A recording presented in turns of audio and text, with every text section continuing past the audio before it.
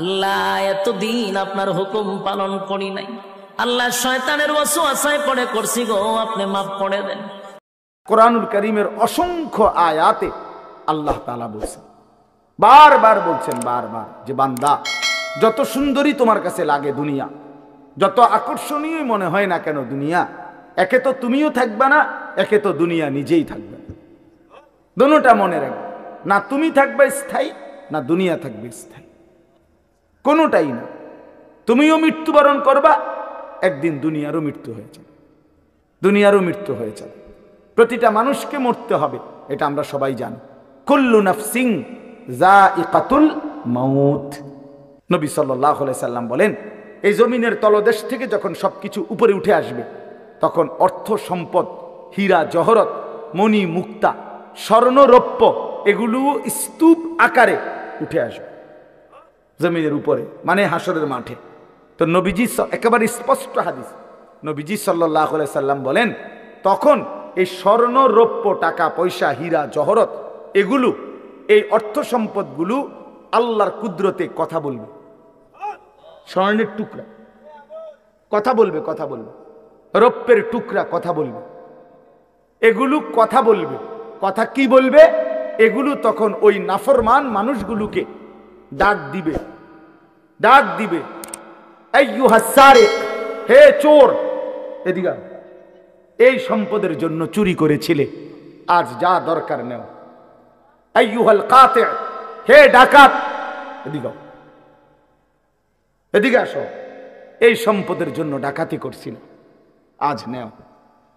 হে আত্মীয়তার, আইয়ুহাল কাতি, আত্মীয়তার সম্পর্ক ছিন্নকারী ব্যক্তি, আসো।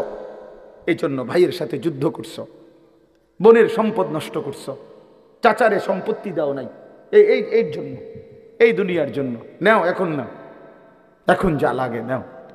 এইভাবে প্রত্যেক নাফরমান পাপীকে, হে হারামখোর সুদ করে দিগা, এখানে টাকা যা লাগে নে, নে বাটপার, এখান থেকে টাকা নে। কি পরিমাণ টাকা দরকার ছিল তোর? আল্লাহ তাআলা হাসরের ময়দানে এক কদম পাও বাড়াইতে দিবেন, জিন্দেগির প্রতি ইঞ্চির হিসাব হবে। আন উমরিহি ফিমা আফনাহু, পুরা হায়াত বান্দা কোথায় ব্যয় করেছো বলো আমাকে, আমার দেওয়া হায়াত। ওয়া আন শাবাবিহি ফিমা আবলাহু, শুধু যৌবনটা কোথায় ব্যয় করেছো সেটা আমাকে আলাদা বলো। ওয়া আন মালিহি মিন আইনা ইকতাসাবাহু ওয়া ফিমা আনফাকাহু, প্রতিটি টাকার ব্যাপারে হিসাব দাও দুইটা। এক, টাকাটা কামাই করছো কেমনে, ব্যয় করেছো কোথায়। এই জন্য এই বিষয়গুলো জরুরি। বাপ রাসূলুল্লাহ সাল্লাল্লাহু আলাইহি সাল্লাম বলেন, এগুলো উত্তর না দিয়ে কোনো মানব সন্তান হাসরের ময়দানে এক কদম সামনে যাইতে পারবে না। সমস্ত আত্মা, সমস্ত প্রাণ, আল্লাহ তাআলা বলেন, মৃত্যুর স্বাদ গ্রহণ করো, মৃত্যুর স্বাদ গ্রহণ করো। কুল ইন্নাল মাউতাল্লাযী তাফিরুনা মিনহু ফাইন্নাহু মুলাকীকুম। আল্লাহ তাআলা বলেন, হে নবী আপনি বলে দেন, ও দুনিয়াবাসী, মৃত্যু থেকে তোমরা যেখানেই পলায়ন করো না কেন, মৃত্যু তোমাদের সাথে সেখানে গিয়েই নিজেই মোলাকাত করবে, সাক্ষাৎ করবে। তুমি ডাকতে হবে না, মৃত্যু নিজেই আসবে, মৃত্যু নিজেই আসবে। আইনামা তাকুনু ইউদরিকুমুল মাউতু ওয়ালাউ কুনতুম ফি বুরুজিম মুশাইয়াদা। আল্লাহ বলে, তুমি যদি এমন একটা বিল্ডিং বানাও, ঘর বানাও, যে ঘরটা অনেক উঁচা, যে ঘরটার উপর দিয়া কেউ ভিতরে ঢুকতে পারবে না, যে ঘরটার মধ্যে একটা ছিদ্র নাই, একদম আটকানো, তো এরকম একটা ছিদ্রবিহীন সুউচ্চ ঘরও যদি তুমি বানিয়ে তার ভেতরেও তুমি আশ্রয় নাও, তো ইউদরিকুমুল মাউতু, মৃত্যু তোমার সেখানেই পৌঁছবে, তোমার সেখানেই পৌঁছবে। প্রিয় ভাই আমার, বন্ধু আমার, নওজোয়ান সাথীরা আমার, মৃত্যু এক অনিবার্য বাস্তবতা, চিরন্তন বাস্তবতা। এটা গ্রহণ করতেই হবে। হাসলেও মরতে হবে, কাঁদলেও মরতে হবে, সুখেও মরতে হবে, দুঃখেও মরতে হবে। রাজপ্রাসাদ আর অট্টালিকার মানুষটাও মরে যাবে, জীর্ণ কুঠিরে যে লোক থাকে, হ্যাঁ, সেই লোকটাকেও মরতে হবে। জীবনে কোনোদিন দুঃখ দেখে নাই যে, সেও মরে যাবে। জীবনে কোনোদিন সুখ দেখে নাই যে, সেও মরে যাবে। সব মরে যাবে, এটাই সত্য, এটাই বাস্তবতা। অতএব মৃত্যু এক অনিবার্য বাস্তবতা, এটা গ্রহণ করতেই হবে। এটা যদি আমরা মনে রাখি আমাদের জীবন অনেক সুন্দর হইত, অনেক সুন্দর হইত। রাসূলুল্লাহ সাল্লাল্লাহু আলাইহি ওয়াসাল্লাম বলছেন, আকসিরু যিকরা হাদিমিল লাযযাত ইয়ানি আল মাউত। আল্লাহর নবী বলেন, আমার উম্মত তোমরা বেশি বেশি ওই জিনিসটা স্মরণ করো যে জিনিস তোমাদের সমস্ত স্বাদ, আনন্দ, আহ্লাদ চিরতরে মিটাই দেবে, তোমারে চিরস্তব্ধ করে দিবে। জলজ্জান্ত মানুষটা আমাদের সামনে হাঁটতো, চলতো, উঠতো, বসতো, ঘুরতো, ফিরতো, হ্যাঁ, সেই মানুষটা মনে করেন আমার চোখের সামনে নাই, তার লাশ আমার সামনে, আহা সেই লোকটা স্তব্ধ। পৃথিবীর কত মানুষ কত আওয়াজ করতেছে, কত শোরগোল করতেছে, কিন্তু এই লোকটা হাতও নাড়ে না, পাও নাড়ে না, চোখও মেলে না, আর কিছুই করে না। এ কি আশ্চর্য বিষয়! চোখের সামনের এই মানুষটা নাই, কি হলো তার? কে তারে থামাই দিল? কে তারে স্তব্ধ করে দিল? এ তো আমার মতো ঘুরতো, ফিরতো, হাঁটতো।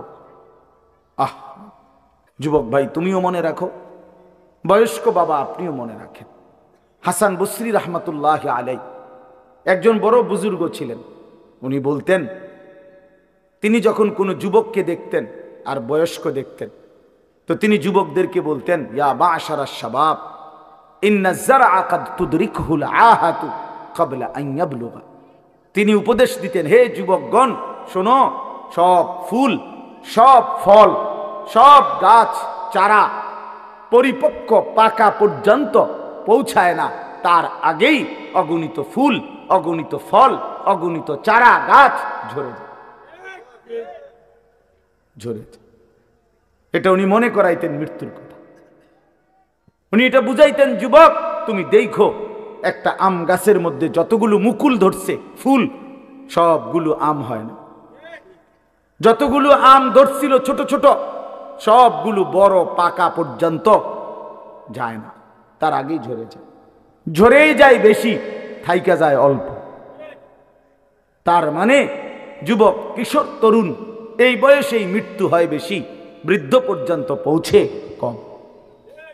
পুরা বাড়িতে অনেক সময় এমন হয় একজনও বয়স্ক লোক নাই। আমার ভাই বেরাদর সব মিলাইয়া, আমাদের ছেলে পেলে ভাই ভাতিজা মিলে না হয়তো 60-70 জন আছি আমরা, কিন্তু আমাদের একজনও বয়স্ক লোক নাই।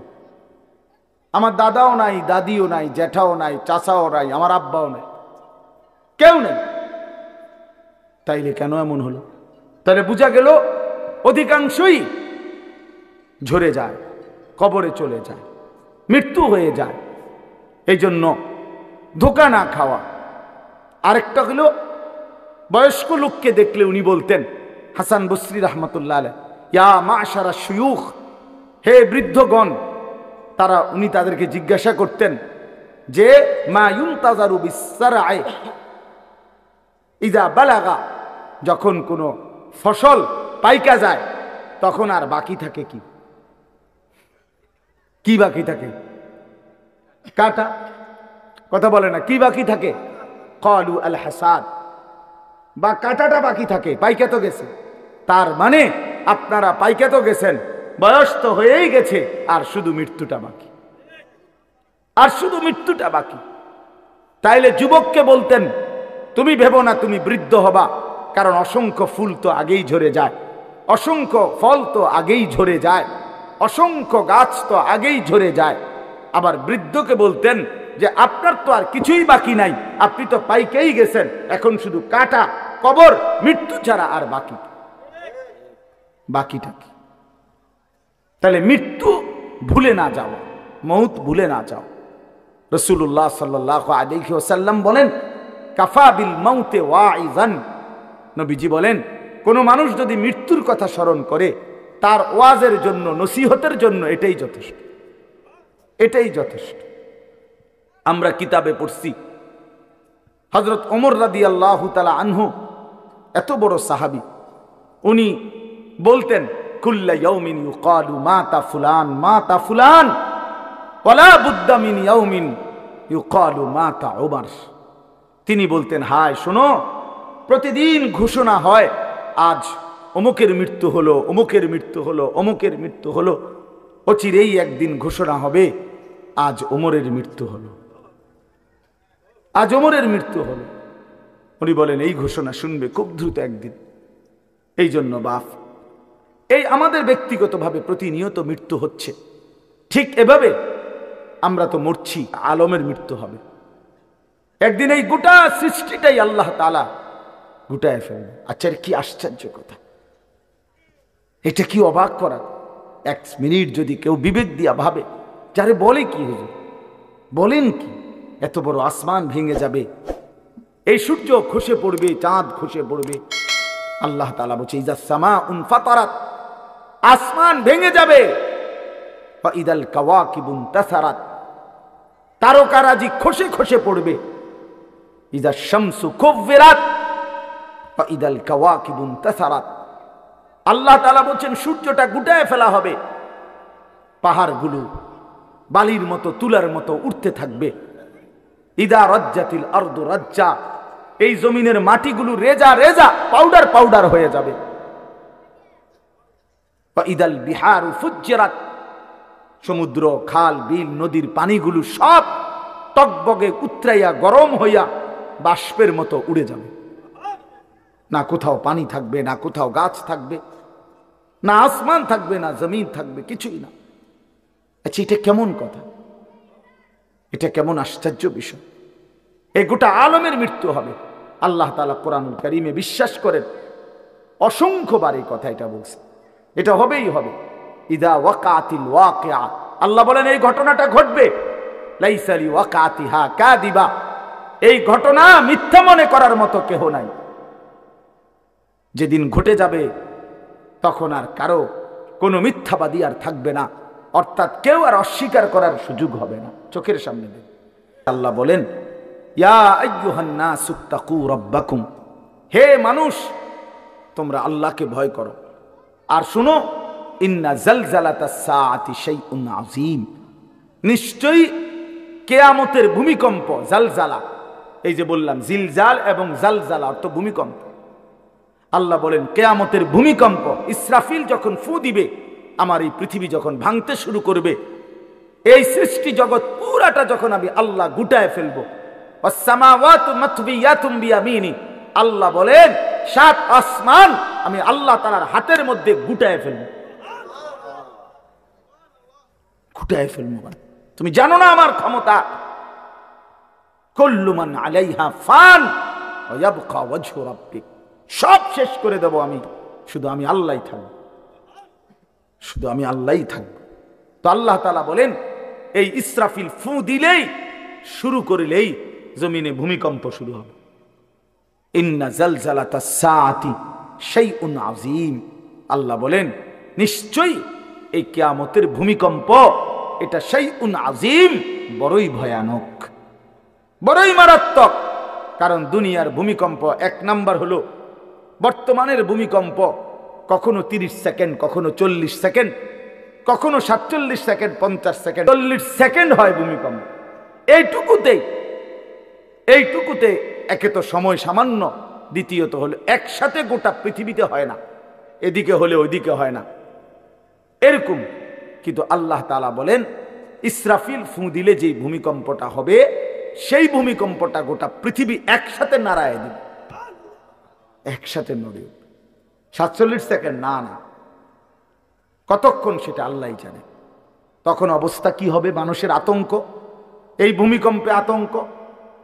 হ্যাঁ, তো এই সামান্য ভূমিকম্প, কিন্তু আল্লাহ তাআলা বলেন ইসরাফিল সিংহা ফু দিলে যে ভূমিকম্প হবে বান্দা, সেটা বড়ই ভয়ানক, সেটা সারা পৃথিবী নড়বে একসাথে।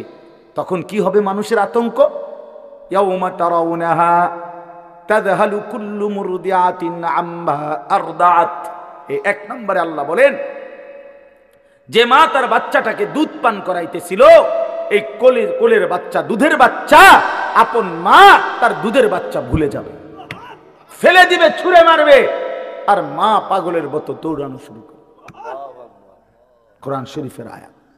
ওয়াতাদাউ কুল্লু যাতি হামলিন হামলাহা, এবং আল্লাহ তাআলা বলেন যে মায়ের পেটের বাচ্চা 10 মাস পূর্ণ হয়ে গেছে, আগামী 2 ঘন্টা 5 ঘন্টা পরে বাচ্চাটা এমনিতেই প্রসব হইতো, আল্লাহ তাআলা বলেন ইসরাফিলের ফু দিলে জমিন যখন কাঁপতে শুরু করবে তো এই গর্ভধারিণী মা, গর্ভবতী নারী পাগলের মতো এভাবে ছুটবে, দৌড়বে, নিজের গর্ভের বাচ্চা নিজে নিজেই পড়ে যাবে। ও তারান নাসা সুকারা, আল্লাহ বলেন মাতালের মতো সমস্ত মানুষগুলো ছুটতে থাকবে। ফাইদা বারিকাল বাসার ওয়া খাসাফাল কামার ওয়া জুমিআ আশ-শামসু ওয়াল কামার, আল্লাহ তাআলা বলে চন্দ্র সূর্য আলোহীন হয়ে যাবে, সূর্য চন্দ্র এক হয়ে যাবে। ওয়া জুমিআ আশ-শামসু ওয়াল কামার ইয়াকুলুল ইনসানু ইয়াওমাইদিন আইনাল মাফার, লোকেরা দৌড়বে আর ছুটবে, মানুষ একে অপরকে জিজ্ঞেস করবে ভাইয়া পালাবো কোথায়, দাঁড়াবো কোথায়, কোথাও তো স্থির কোনো জায়গা নাই, কোথায় দাঁড়াবো? আল্লাহ তাআলা বলেন কাল্লা লা ওয়াজার, না বান্দা সেদিন আর কোথাও জায়গা মিলবে না। ইলা রাব্বিকা ইয়াওমাইদিনিল মুস্তাকার, আজকে শুধুই কেবল তোমার আল্লাহর কাছেই আশ্রয় ঠিকানা। এই প্রথমবার ইসরাফিল ফু দিলে সমস্ত কায়নাত, ইনসান জিন, আল্লাহর সমস্ত সৃষ্টি মাখলুকাত সব জমিনের তলদেশে চলে যাবে। মানুষ ও জিন ও অর্থ সম্পদ, স্বর্ণ রৌপ্য মণি মুক্তা হীরা জহরত সব সব সব একটা কাগজের অস্তিত্ব, সব কিছু, গোটা জমিন ফাঁকা। এভাবে কতদিন আল্লাহই জানে, কতদিন আল্লাহই জানে। হ্যাঁ মা ভাই, এরপরে একটা নির্দিষ্ট সময় পরে আবার আল্লাহ তাআলা ইসরাফিলকে জীবিত করবেন, করে আবার আল্লাহ তাআলা দ্বিতীয়বারের মতো ফু দিতে বলবেন। এই দুই ফুঁয়ের মাঝখানে কতদিন? নবী সাল্লাল্লাহু আলাইহি সাল্লামের এক হাদিসের মধ্যে বলছে 40 সাহাবীরা ব্যাখ্যা করছেন মুহাদ্দিসিন, সেই 40টা হতে পারে 40,000 বছর। 40,000। এই জন্য বাপ একটা কথা হলো, সর্বশেষ যেই লোকটা কবরে যাবে, শেষ যেই ব্যক্তি মরবে পৃথিবীতে, হতে পারে তাকেও শুধু কবরেই থাকতে হবে 40,000 বছর। 40,000 বছর, এরপরে তো আখিরাত। এই 40,000 বছর যদি কবরে আযাব হয়, 40,000 বছর যদি কবরে আযাব হয় ভাই, তখন কি হবে? এবার ভেবে দেখেন, এখন যারা কবরে যাচ্ছে, হ্যাঁ, নূহ আলাইহিস সালামের জামানায় যারা মারা গেছে, ইব্রাহিম আলাইহিস সালামের জামানায় যারা মারা গেছে, নবীজি সাল্লাল্লাহু আলাইহি সাল্লাম তো 1,500 বছর আগে ইন্তেকাল করছেন, 1450 বছর আগে। তো ওই সময়ে যারা মারা গেছে তারা কবরে পড়ে আছে আজকে 1,500 বছর, 1,500 বছর, 1500 বছর। তাহলে নূহ আলাইহিস সালামের জাতি কত বছর থেকে পড়ে আছে? কোথায় নূহ নবী, কোথায় আমাদের নবী? কত ব্যবধান! এই জন্য বাপ, শুধুমাত্র কবরের বিষয়টাই তো সাংঘাতিক, আখিরাত তো পরের কথা। শেষ ব্যক্তিটাও যদি কবরে থাকতে হয় 40,000 বছর, তো এখনকার মানুষগুলো আছে কত কাল ধরে। এই যার কবরে আযাব হচ্ছে, আহা বাপ, সে কি পরিমাণ কষ্ট পাচ্ছে ভাইবা দেখেন। কবরবাসীদের রুহের মাগফিরাত, আরে ভাইয়া একবার চোখ বন্ধ করে 1 সেকেন্ড ভাবেন, আজ আমরা যাদের রুহের মাগফিরাত কামনা করলাম, এই 20 বছরের ব্যবধানে, 30 বছরের ব্যবধানে, 10 বছরের ব্যবধানে, 50 বছরের ব্যবধানে আবার এর পরের লোকেরা আমাদের রুহের মাগফিরাত কামনা করে। এটা কি পরিমাণ বাস্তবতা, কি পরিমাণ বাস্তবতা! এটাকে অস্বীকার করার, না বুঝার কিছুই নাই, মৃত্যুকে না বুঝার কিছুই নাই। কারণ এত বেশি জলজ্জান্ত আল্লাহ তাআলা এটা আমাদের সামনে দেখাইছেন, এত মানুষের মৃত্যু আল্লাহ আমাদের সামনে দেখাইছেন, এটাকে অস্বীকার করার, না বুঝার কিছুই নেই।